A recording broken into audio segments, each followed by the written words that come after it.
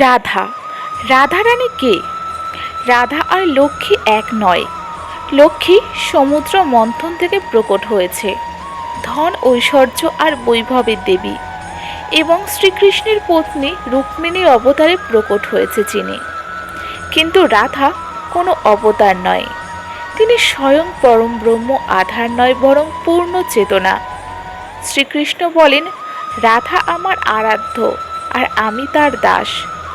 রাধা তো সেই শক্তি যে ত্রিদেবের জন্ম দিয়েছে, যে কিনা ব্রহ্মাকে সৃষ্টিকর্তা, বিষ্ণুকে পালনকর্তা এবং শিবকে ধ্বংসকর্তা হিসাবে পাঠিয়েছে।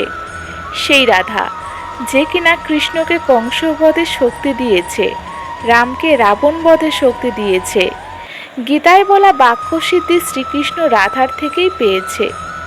রাধা কোনো গোপী নয়, তিনি তো এক সেই শক্তি যে ভগবানকে ভগবান বানিয়ে দেয়।